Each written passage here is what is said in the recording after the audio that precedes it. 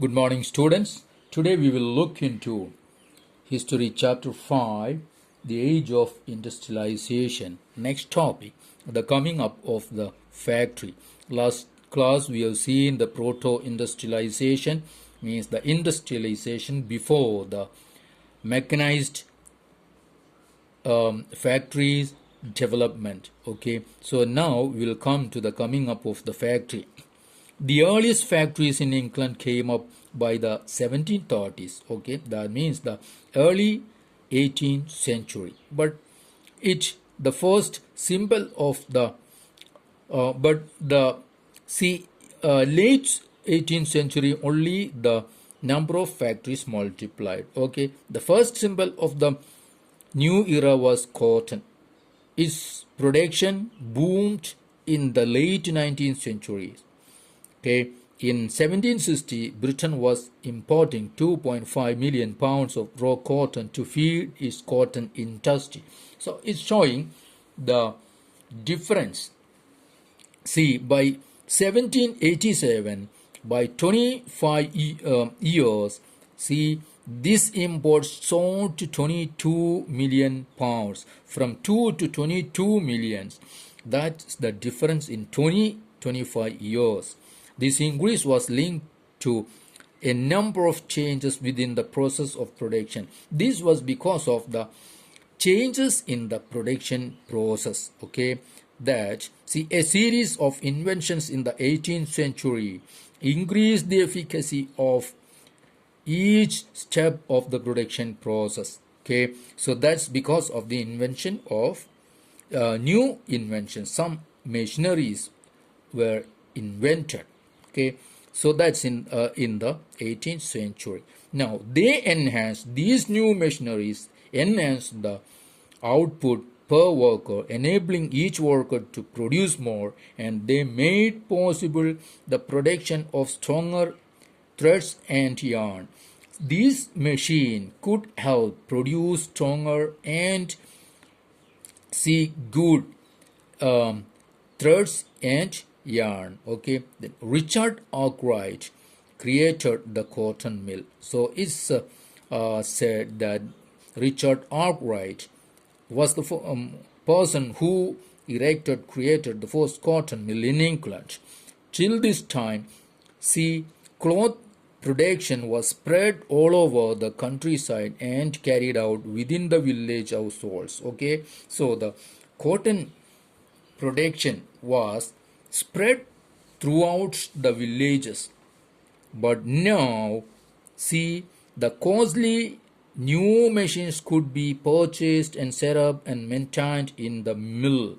That means within the mill, all the processes were brought together under one roof and one management. So this mill brought such a difference that the production process, all the production process that were spread all over the countryside, now all these came together under one roof and one management. Okay, that was the benefit of mill or factories. Okay, so this allowed more careful supervision over the production process. Okay, now these production process can be supervised properly because everything is happening under one roof. Okay, and regulation of labor, all of which had been difficult to do when production was in the countryside. Right, now it's easy. In the early 19th century, factories increasingly became an intimate part of English landscape. Now, when coming to early 19th century, England is, see, now anywhere you may see factories in England. So England was industrialized completely by 19th century. Okay, so see, visible were the imposing mills. So magical seemed to be the power of new technology, and that contemporaries were dazzled. It is said about this, see, the mills or factories that seen on the landscape, that was magnificent. Okay, now we'll come to next topic, the pace of industrial change. See how how the industrial change, the whether it was so fast or it was slow or it was steady, we'll check.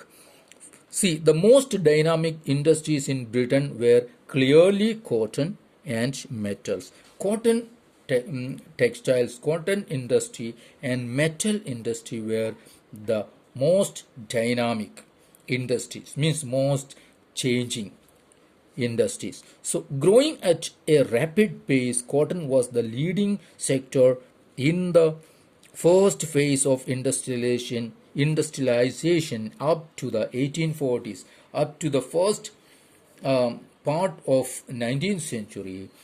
Cotton was leading. Okay, after that, means after 1840s, the iron and steel industry led the way. Now, iron and steel coming into fore and overtaking cotton industry, and with the expansion of railways in England from the 1840s and in the colonies from the 1860s, the demand for iron and steel increased rapidly. Okay, the railway made it possible, or it was the cause of the increased demand in iron and steel. Okay, for the rail and other things, for the locomotive and everything. By 1873, Britain was exporting iron and steel worth about 77 million pounds, double than double the value of its cotton product. Okay, cotton export. So now export of iron and steel product was the double of what the cotton export. So this was a picture we see in the industrialization, how the changes took place.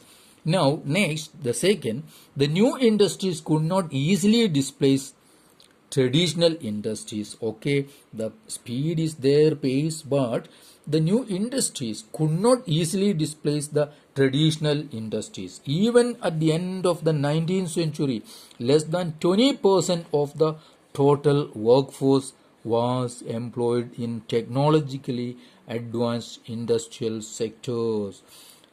Textile was a dynamic sector, but large portion of the output was produced not within factories but outside, within domestic units.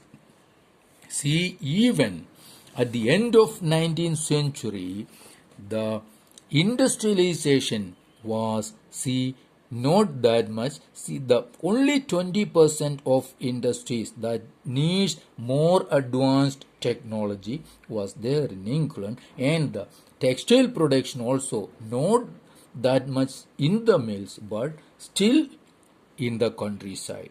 Okay, now third, the pace of change in the traditional industries was not set by steam-powered cotton or metal industries, but they did not remain entirely stagnant either.